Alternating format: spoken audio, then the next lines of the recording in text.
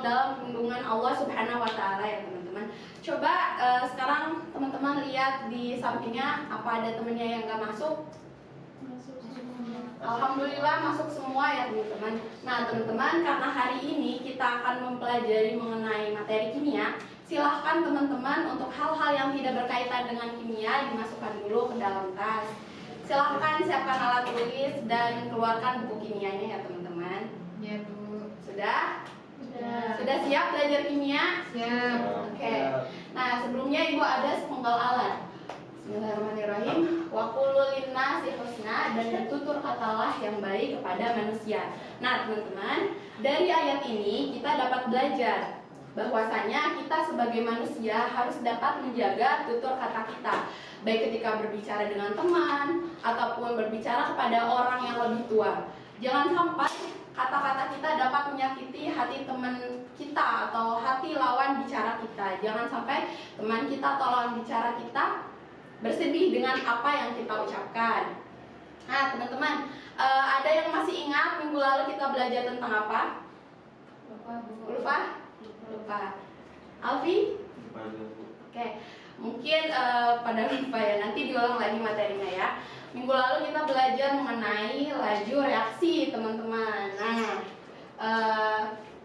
selanjutnya di sini Ibu ada yang tahu ini gambar apa? Terumbu karang. Ya betul, terumbu karang. Nah teman-teman, ternyata dari terumbu karang ini kita bisa belajar kimia. Hal menarik teman-teman, ternyata terumbu karang ini terbentuk dari ion kalsium dan karbon dioksida yang bereaksi menghasilkan garam kalsium karbonat, di mana garam kalsium karbonat ini yang sering kita sebut dengan karang. Kemudian karena adanya perubahan suhu dan perubahan kadar karbon dioksida di udara menyebabkan garam kalsium karbonat ini larut kembali. Nah, proses pembentukan dan pelarutan dari karang ini melalui konsep kesetimbangan kimia. Nah, agar teman-teman lebih tertarik, lebih cinta lagi dengan kimia, perhatikan baik-baik penjelasan dari Ibu ya. Nah, teman-teman, sebelumnya tujuan dari pembelajaran kita kali ini yaitu peserta didik dapat menjelaskan kesetimbangan kimia berdasarkan sifat berlangsungnya atau reversibel dan irreversibel setelah proses pembelajaran dengan benar. Nah, teman-teman, di sini reaksi kimia berdasarkan sifat berlangsungnya, reaksi kimia dibagi menjadi dua. Apa ada yang udah spill? Apa aja?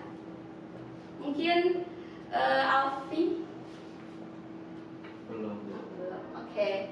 Nah, yang pertama itu ada irreversibel, reaksi irreversibel atau satu arah, di mana reaksi ini berlangsung searah, di mana zat hasil reaksi tidak dapat bereaksi kembali membentuk zat reaksi atau produk tidak dapat kembali lagi untuk membentuk reaktan. Kemudian reaksi ini ditandai dengan panah satu arah. Nggak asing ya simbolnya. Kemudian reaksi berlangsung satu arah dari kiri ke kanan. Kemudian reaksi berhenti apabila salah satu atau semua reaktan habis. Nah, di sini misal ada A plus B, reaksi menjadi C. Nah, di sini A dan B ini sebagai reaktan, kemudian bereaksi menghasilkan produk yaitu berupa C. Nah, untuk reaksi irreversibel ini ditandai dengan tanda panah satu arah seperti ini, teman-teman. Nah, reaktan yang di sini dapat bereaksi untuk membentuk produk, sedangkan produk di sini tidak dapat bereaksi kembali untuk membentuk reaktan. Nah, seperti itulah reaksi irreversibel. Teman-teman, di sini ada gambaran nggak kira-kira contoh dari reaksi irreversibel itu seperti apa? Ujah? Kayu menjadi abu. Ya, betul sekali. Nah, di sini ada contohnya yaitu reaksi pembakaran, di mana pada reaksi pembakaran ini kayu akan bereaksi. Oh ya, ada yang masih ingat reaksi pembakaran seperti apa? Kayu. Kayu C. Bereaksi dengan O2. Kemudian menghasilkan CO2 plus ya, pintar teman-teman. Nah, di sini di mana kayu bereaksi dengan oksigen menghasilkan CO2 dan H2O, di mana CO2 dan H2O ini tidak akan pernah mungkin bereaksi untuk membentuk kayu kembali, seperti itu teman-teman. Kemudian contoh lainnya ada reaksi NaOH plus HCl menghasilkan NaCl dan H2O, di mana NaCl dan H2O ini dapat bereaksi kembali untuk membentuk NaOH dan HCl. Sampai di sini apakah ada yang mau ditanyakan? Ya. Oke.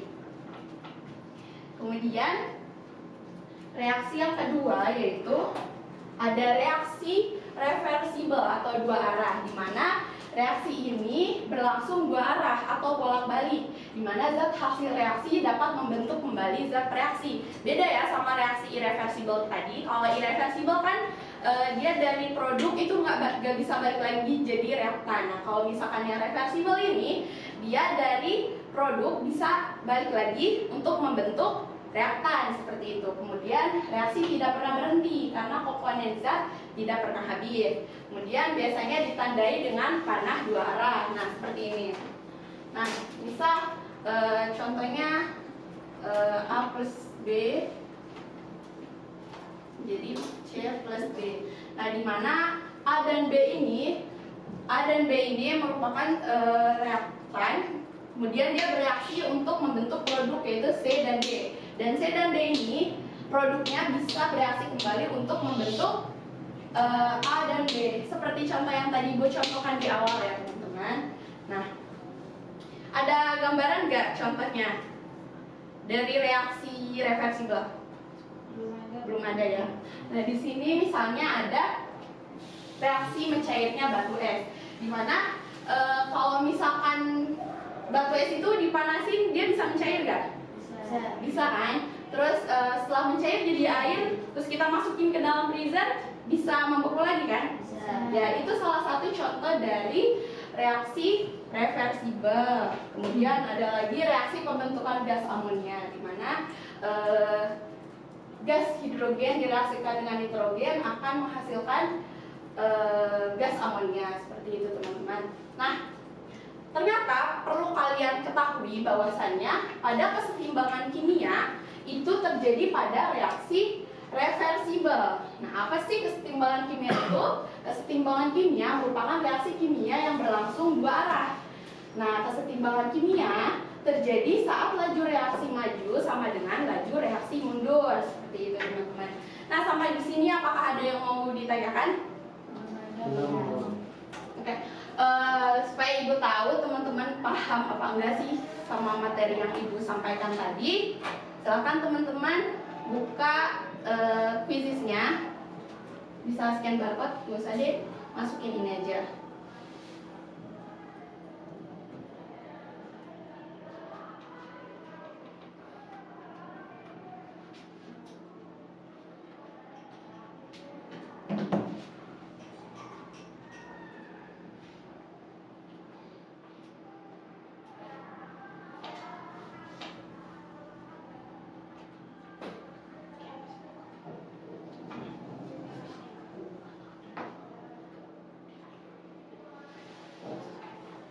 Bentar ya teman-teman.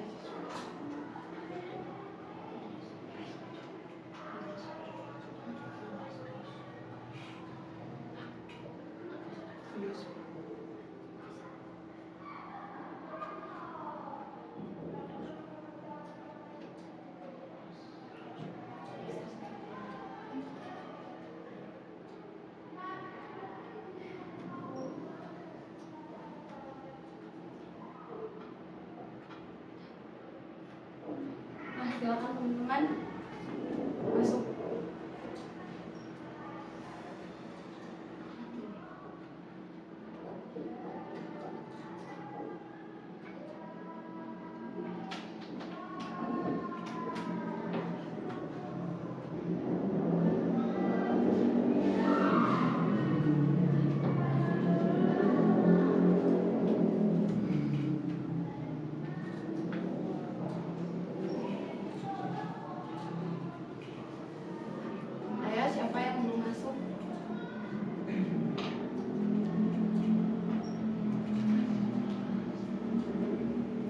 Ada yang belum masuk?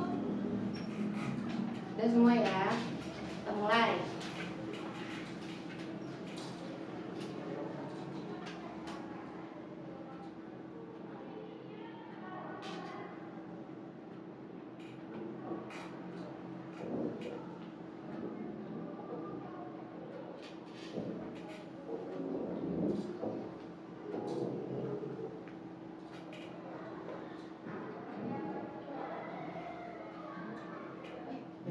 Lah,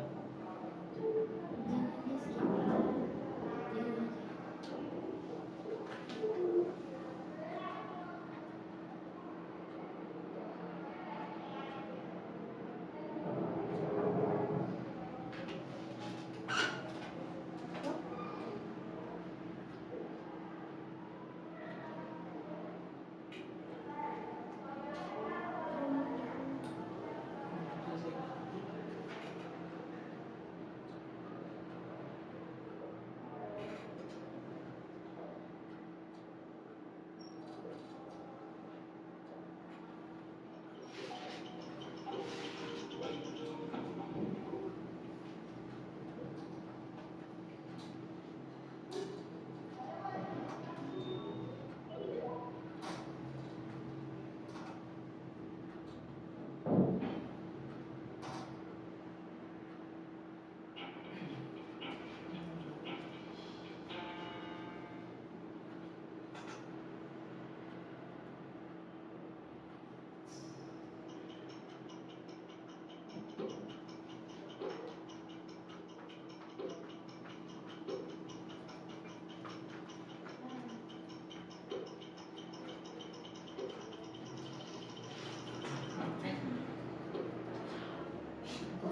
salah nulis ini Mas.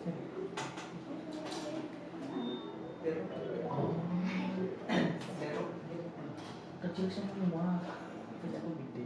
Sama.